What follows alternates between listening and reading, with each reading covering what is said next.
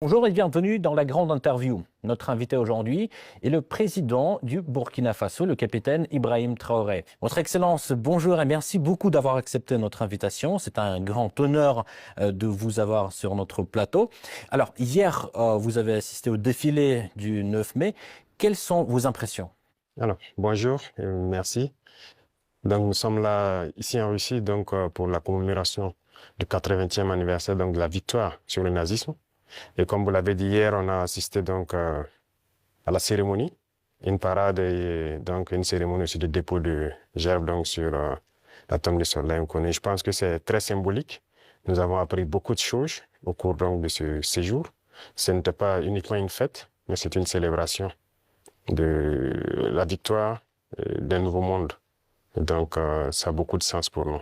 Mais la qualité du défilé, qu'est-ce que vous en pensez? Oui, c'est comme je le dis, c'était parfait. Parfait, et ça nous a fait apprendre beaucoup de choses. Et quand on fait défiler les engins qui ont gagné la guerre, c'est-à-dire les T-34 jusqu'aux engins modernes, ça nous montre l'évolution technologique de l'armée russe. Et ça nous inspire, nous aussi, à nous mettre au travail pour pouvoir nous développer dans le même sens. Écoutez bien ce symbole puissant. Quand le capitaine Traoré parle de la victoire sur le nazisme ici, en Russie, ce n'est pas juste de l'histoire ancienne. Il nous rappelle une vérité que certains veulent effacer. L'Afrique et la Russie ont ce passé en commun de lutte contre l'oppression. Alors, hier c'était le nazisme, aujourd'hui l'impérialisme et le néocolonialisme qui sème le chaos chez nous pour piller nos richesses. Sa présence ici n'est pas anecdotique, c'est un acte politique fort. C'est le choix assumé d'une Afrique qui diversifie ses partenaires, qui cherche des alliances basées sur le respect mutuel, loin des schémas paternalistes qu'on nous impose depuis trop longtemps. Ce n'est pas de la propagande comme certains médias français voudraient vous le faire croire. C'est la recherche pragmatique de solutions pour la survie et le développement de son peuple. Est-ce qu'il y avait certaines choses qui vous ont surpris, par exemple? Surpris, toujours, on est toujours surpris quand on voit l'avancée technologique. Et dernièrement, je pense qu'il y a une nouvelle arme qui a fait son apparition dans l'arsenal militaire russe, Oreshnik, qui nous avons pu voir passer. Et je pense que ça, c'est très significatif. Quelle est la signification de votre présence en tant que chef d'État africain? Car on sait bien que les Africains ont apporté leur contribution à la victoire des Alliés dans la Seconde Guerre mondiale.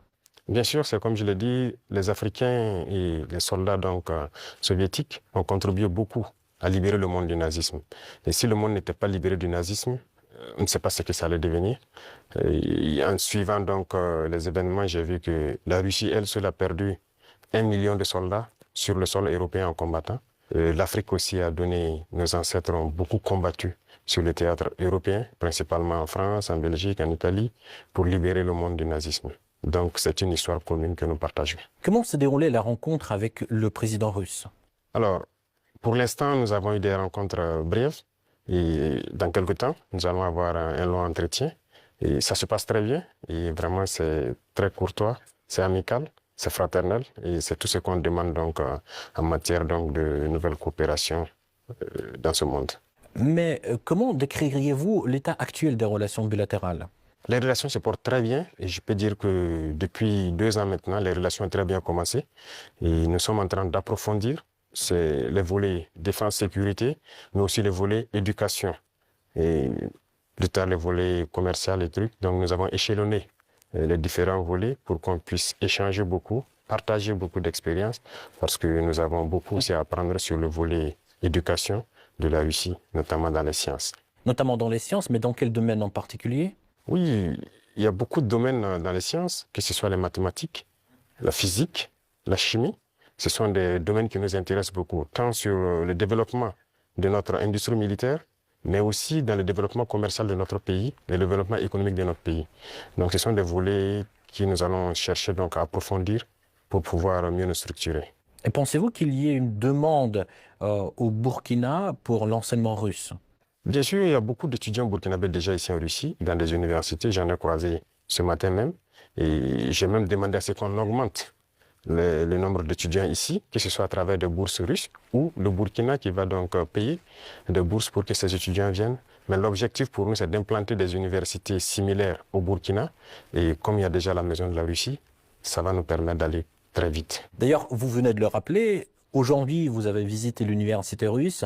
Comment s'est déroulée cette visite? Ça s'est très bien déroulé. J'ai eu des échanges fructueux avec le ministre de l'Éducation de la Russie, avec les recteurs et les étudiants, et surtout les étudiants de l'AES qui étudient dans cette université. Et nous avons eu de très bons échanges et on s'est parlé beaucoup de manière scientifique. Voilà. Parlons un tout petit peu de l'économie. Le volume des échanges commerciaux a augmenté de 10 fois en un an. Mais de l'autre côté, ces chiffres-là ne sont pas à la hauteur du dialogue politique. Comment expliquez-vous ce paradoxe? Et surtout, comment booster ces liens dans le domaine du commerce, en fait? Comme je l'ai dit, c'est une nouvelle relation qui commence. Vous savez qu'avec la Russie, depuis les Pourquoi nouvelle, excusez-moi? Oui, ça recommence, puisqu'il y avait, depuis les années après la mort malheureusement de Sankara, les relations avec la Russie se sont beaucoup estompées. Et là, nous sommes en train de réveiller les relations. L'ambassade s'est installée et les relations commerciales sont aussi au cœur des échanges. Quand je prends, il y a un certain nombre de produits, par exemple burkinabés, qui transitaient par certains pays européens avant d'être vendus en Russie. Aujourd'hui, ces produits sont directement vendus à travers donc, des opérateurs burkinabés et des opérateurs russes. Je parle notamment, quand on prend l'exemple des mangues, les mangues transitaient par des pays européens pour être vendus en Russie. Aujourd'hui, ça se passe directement. Il y a le coton qui va suivre, il y a beaucoup d'autres produits, le sésame et bien d'autres produits agricoles que nous pourrons échanger directement avec la Russie. Donc, ça ne fait que commencer, ça va s'accroître. Tout à fait. En fait, les prévisions économiques indiquent une croissance de 5,6% en 2025. Alors, quels sont les secteurs clés qui soutiennent cette croissance? Alors, il faut dire que jusqu'aujourd'hui, au Burkina Faso, c'est l'or qui est le premier produit d'exportation. Mais nous avons lancé le moteur de l'agriculture pour d'abord l'autosuffisance, mais aussi pour le commerce extérieur, l'exportation. Et si vous suivez bien, depuis l'année passée, nous avons lancé l'offensive agricole avec une initiative qui soutient l'offensive. L'objectif, c'est de pouvoir accroître notre production agricole de façon significative, s'autosuffire, mais aussi il y a des produits de rente qu'il faille donc vendre à l'extérieur. Et tout ça doit pouvoir soutenir cette croissance et nous espérons être bien au-dessus de ces chiffres-là. Mais comment se déroulent ces réformes, en fait? Il y a beaucoup de choses, ce sont des réformes difficiles. Il faut le reconnaître parce qu'il y a un système qui s'est installé, mais ce n'est pas impossible.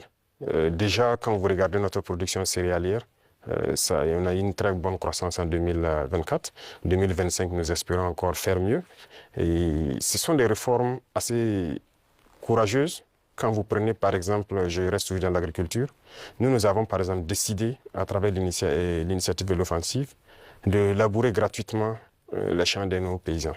Donc l'année passée on l'a fait, cette année encore, s'il plaît à Dieu au retour, il y a un bon nombre de tracteurs encore qu'on a acquis, qu'on va mettre à la disposition des cellules mécanisées dans les différents départements pour accroître les superficies emblavées.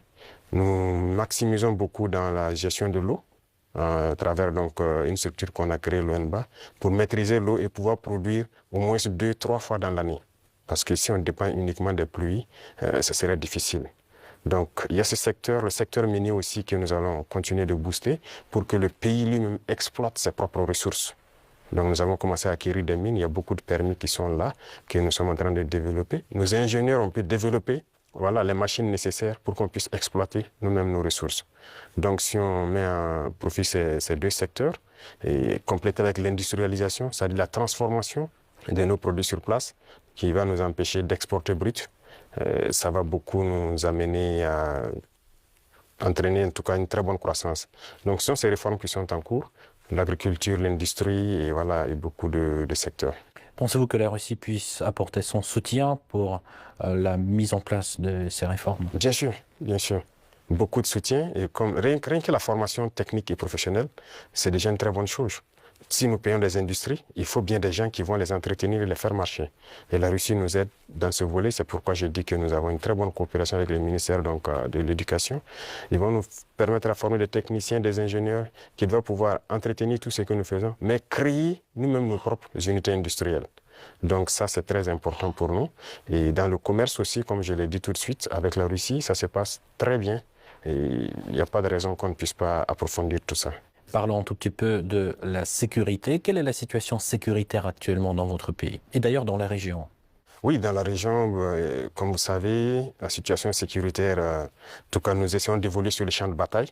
Ça, c'est la première des choses parce qu'il y a plusieurs facteurs qui rentrent en ligne de compte.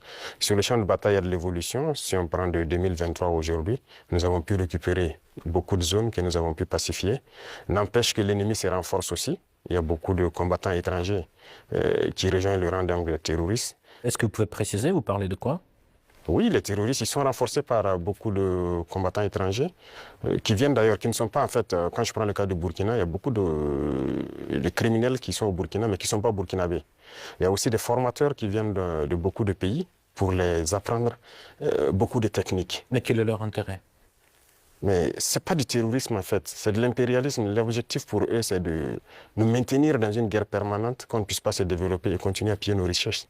Et donc, ils ont tout intérêt à amener des spécialistes dans les mines pour poser divers types de mines, des spécialistes en explosifs. Aujourd'hui, les terroristes utilisent des drones pour faire le combat et tout. Donc, ce sont des professionnels venus donc, de certains pays qui viennent les apprendre tout ça. Tout ça, c'est pour continuer à nous maintenir dans une situation d'insécurité. Mais nous prenons la mesure de la chose, nous nous adaptons à chaque fois à leur mode d'action et nous continuerons le combat jusqu'à récupérer l'entièreté du Sahel. Voilà le cœur vrai du problème, ce que les médias occidentaux refusent souvent de nommer clairement. Le capitaine Traoré le dit, ce n'est pas juste des actes terreau aveugles, c'est de l'impérialisme. Des forces extérieures qui arment, forment, financent des groupes pour maintenir nos pays dans une instabilité permanente. Pourquoi? Pour continuer à exploiter nos ressources sans entrave. Quand il parle de combattants étrangers, de formateurs de drones, de qui parle-t-il? Pourquoi les enquêtes sérieuses sur les financements et les soutiens logistiques venus de certains pays, y compris occidentaux ou leurs alliés régionaux, sont-elles si rares dans les grands médias? Ils préfèrent nous parler des acteurs terreaux comme si c'était tombé du ciel, pour masquer la réalité crue, une guerre économique et géopolitique qui se joue sur nos terres avec notre sang. L'Alliance des États du Sahel l'a compris, l'Union et la lutte endogène sont la seule réponse face à ces manœuvres de déstabilisation organisées. Y a-t-il des pays concrets qui financent ces combattants? Tous les pays impérialistes financent ces combattants. Voilà, ils sont nombreux. On ne peut pas les citer voilà, individuellement. Il y en a qui sont même cachés, qu'on ne peut pas imaginer. Mais ils sont nombreux.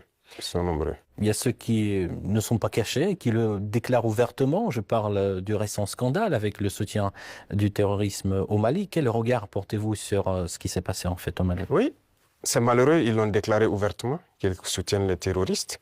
Et nous avons aussi pu remarquer effectivement, avec un certain nombre de technologies que les terroristes ont pu avoir, que ça vient d'eux. C'est malheureux, c'est très malheureux, mais toujours est-il qu'on ne s'apitoie pas sur notre sort. Et nous avons pris la mesure de la chose, nous allons nous adapter, nous allons les combattre et ils ne pourront pas vaincre. C'est ça le plus important pour nous. Comment se poursuit la coopération humanitaire entre le Burkina Faso et la Russie? Ça se poursuit très bien. Je pense qu'il y a beaucoup d'échanges sur beaucoup de volets. Quand je prends le domaine donc, de la santé, parce qu'on a toujours des déplacés qui sont là. Et quand on dit un camp de déplacés, ça veut dire qu'il y a des situations sanitaires souvent compliquées. Et je pense que les services de santé coopèrent bien pour pouvoir appuyer donc, les services de l'action humanitaire pour pouvoir avancer. Et vous avez suivi en 2023, je pense que la Russie a fait un don de blé au Burkina Faso. C'était uniquement donc destiné donc aux personnes déplacées. Mais nous avons fait la promesse au président Poutine que nous ne souhaitons plus voilà, être ravitaillés en blé parce que nous allons produire le blé. Et je tiens cette promesse parce que nous avons commencé à produire notre blé en quantité pour satisfaire. Donc, ce qui veut dire que la coopération sur ce volet-là nous amène nous-mêmes à nous développer, à booster beaucoup de choses pour pouvoir combler les vides. Face aux tensions géopolitiques actuelles, notamment la guerre tarifaire entre les États-Unis et la Chine, comment le Burkina Faso adapte-t-il sa stratégie économique et diplomatique? Alors, ce monde est en perpétuelle mutation. C'est de la folie, souvent, les choses qu'on voit.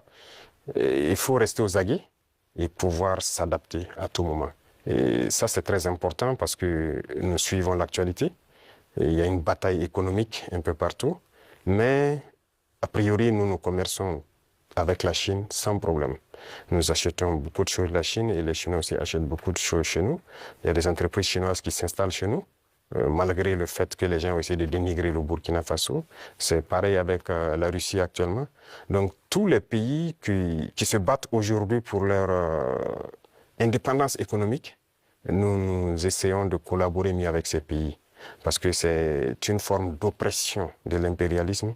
Il y a lieu que ceux qui sont opprimés s'unissent pour faire face à cette hégémonie-là.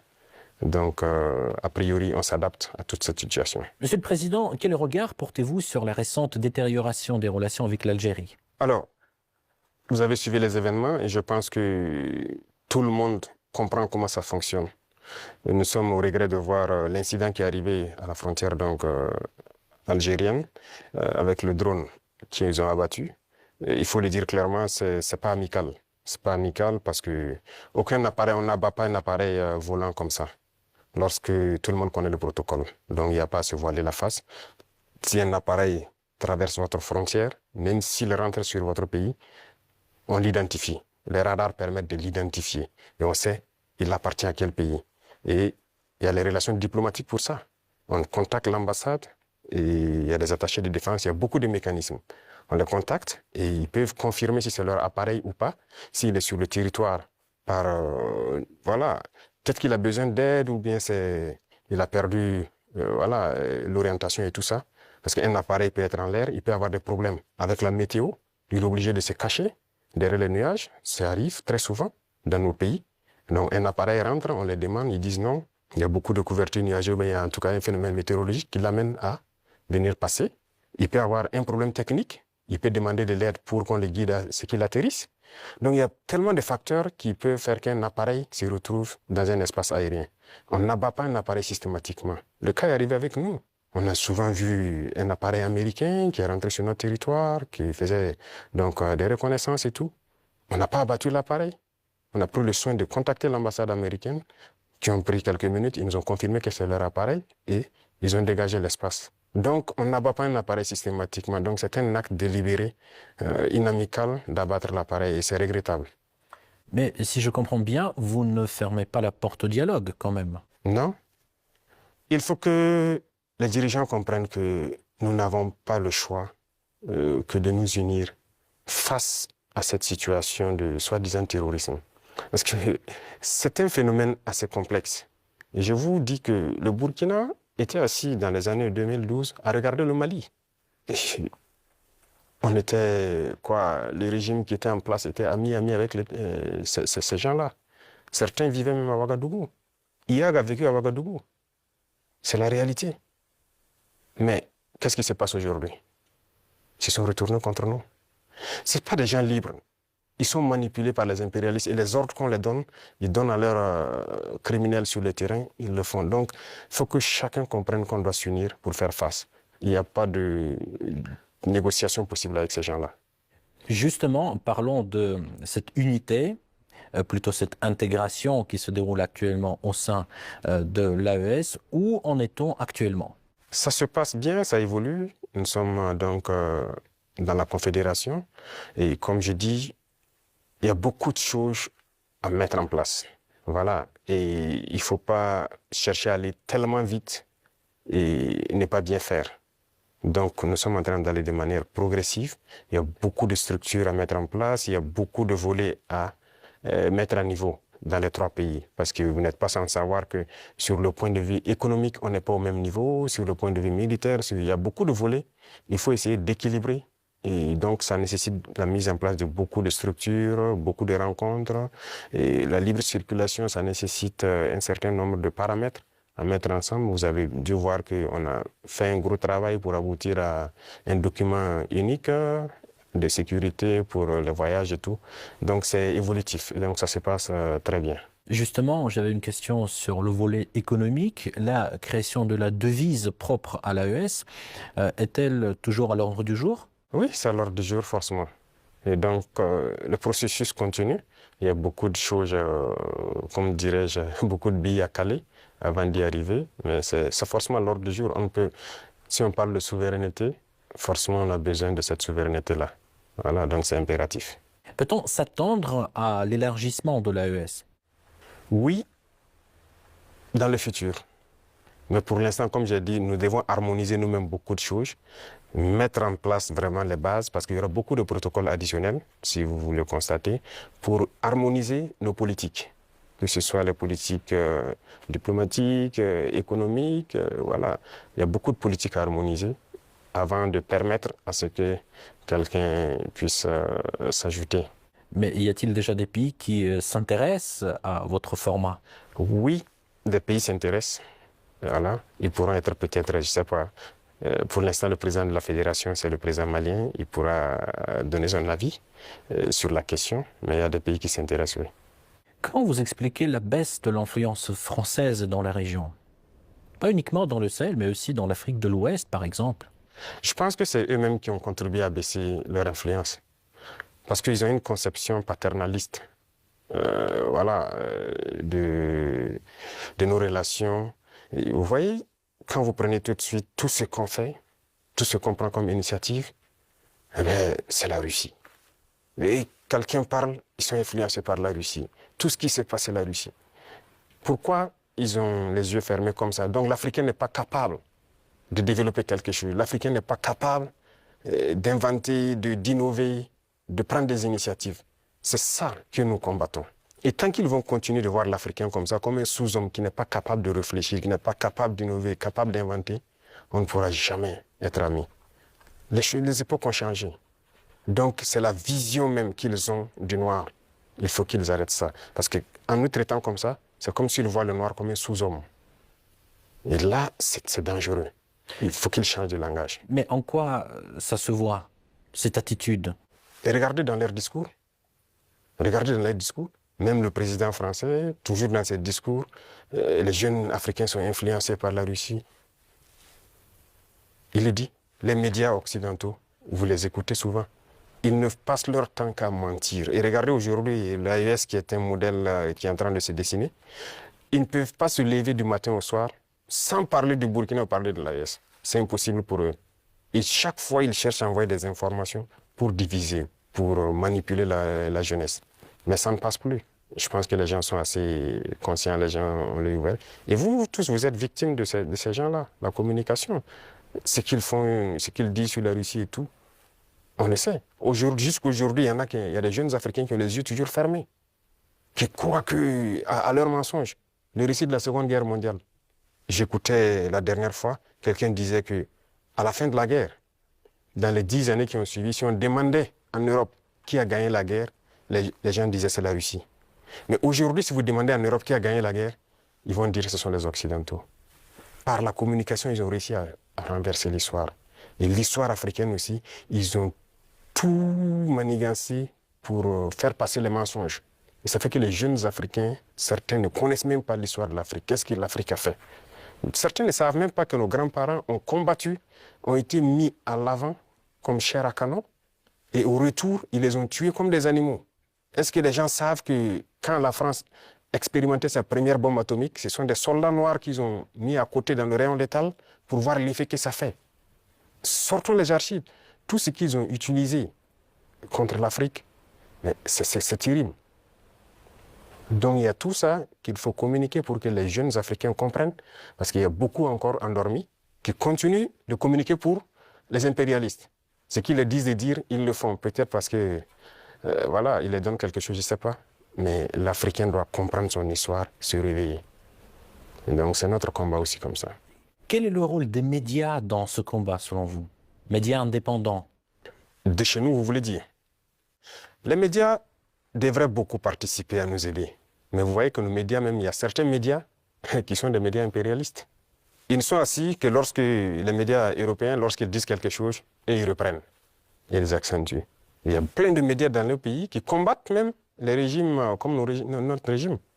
Et ils passent leur temps aussi à raconter les mêmes balivernes que les médias occidentaux racontent. Mais c'est honteux. Si des Africains se comportent comme ça, c'est très honteux. J'imagine qu'il doit avoir honte de se regarder à la glace le soir. Si tu es payé pour raconter des mensonges sur le noir, c'est très grave. Donc, on est en train de conscientiser. Au Burkina Faso, si vous voyez, actuellement, beaucoup de médias accompagnent la dynamique, participent à conscientiser la jeunesse à travers des débats et tout. Donc, c'est ce que nous souhaitons vraiment pour les médias. Pensez-vous que notre média puisse aussi jouer son rôle dans ce combat? Bien sûr, beaucoup. Il faut jouer un rôle très important parce que, vous savez, je l'ai dit en 2023 à Saint-Pétersbourg et je le répète encore aujourd'hui, la Russie a contribué à sauver le monde. L'Afrique a contribué à sauver le monde. Il faut le dire. Il faut que les jeunes le comprennent. Que tout ce qui se raconte dans les films Hollywood, c'est faux. Ce n'est que du mensonge. C'est la même chose. La guerre du Vietnam. Aujourd'hui, on voit, l'histoire est tronquée. Mais il faut communiquer. Vous voyez, moi, ils n'aiment pas que je parle. On trouve que je parle trop et tout. Pour que je me taise, pour qu'eux, ils parlent et que leur version passe. Non. Moi, mon plus grand regret, c'est d'avoir passé une bonne partie de ma jeunesse à écouter des radios comme RFI, France 24. J'ai été dans des pays où ces radios étaient fermées. Mais on prenait des applications, on enregistre leur journal pour écouter. Mais à partir d'un moment, il y a un déclic. Et je commence à comprendre qu'ils conditionnent nos cerveaux pour accepter ce qu'ils veulent. C'est leur narratif qu'ils veulent qu'on apprenne. Et depuis ce temps, moi, je commence à faire la part des choses et j'ai compris que c'est très dangereux ce qu'ils font. Et aujourd'hui, plus que jamais, je me rends compte qu'ils ont conditionné l'esprit, surtout des Africains. Donc, vous pouvez participer beaucoup à éveiller les consciences de la jeunesse pour que les gens comprennent comment fonctionne le monde et ne pas se laisser embarquer par ces gens-là. Il a tellement raison. Cette expérience, combien d'entre nous l'ont vécue? Croire à l'objectivité de ces médias qui, en réalité, ne font que relayer la vision et les intérêts de leur métropole. C'est une véritable guerre de l'information qui est menée contre l'Afrique pour conditionner nos esprits, nous faire douter de nos propres leaders quand ils osent la rupture, nous faire accepter leur narratif. Ils nous traitent d'incapables, d'influencer, de manipuler, simplement parce que nous choisissons nos propres partenaires et notre propre voix. Le capitaine Traoré appelle les médias africains à jouer leur rôle. C'est essentiel. Nous devons construire nos propres plateformes, raconter notre propre histoire, déconstruire leurs mensonges, éveiller les consciences. La vraie indépendance passe aussi par l'indépendance informationnelle. Ne soyons plus les consommateurs passifs de leur propagande, soyons les acteurs de notre propre récit. Le combat pour la souveraineté se gagne aussi sur le terrain des idées. Ma toute dernière question, juste pour conclure sur une note positive, quelles sont les perspectives des relations entre la Russie et le Burkina Faso selon vous? Beaucoup de perspectives à venir. Et comme je l'ai dit, avec la parade que j'ai vue, je pense qu'il y a une très bonne coopération. Parce que c'est bien, actuellement, nous payons du matériel, mais il faut qu'on développe l'industrie militaire, par exemple. Et la Russie peut contribuer beaucoup. Et vous savez que la Russie, il y a beaucoup de scientifiques, de savants, qui sont russes. La preuve, on vient de quitter dans l'université de Mendeleev. Ils peuvent nous accompagner beaucoup dans la formation pour aussi prévaloir, parce que chez nous, nous avons des jeunes talents, des génies qui arrivent à créer des choses, mais il leur manque l'apport mathématique, la science pour pouvoir améliorer ce qu'ils font. Et donc la Russie peut nous aider beaucoup dans ce domaine. Ça va nous aider sur le volet militaire, sur le volet industriel, parce que ce sont les machines qui font marcher le monde. Et aujourd'hui, la technologie qui est là, que ce soit l'informatique et les réseaux, la télécommunication et tout, sur ce volet, la Russie est en train de beaucoup collaborer. Donc, à l'avenir, toutes ces perspectives sont donc mises à l'ordre du jour pour que nous puissions donc arriver à un objectif certain que nous souhaitons. Votre Excellence, merci beaucoup pour cet échange très intéressant et très enrichissant. Je rappelle, c'était le président du Burkina Faso, le capitaine Ibrahim Traoré. Merci encore. Merci à vous.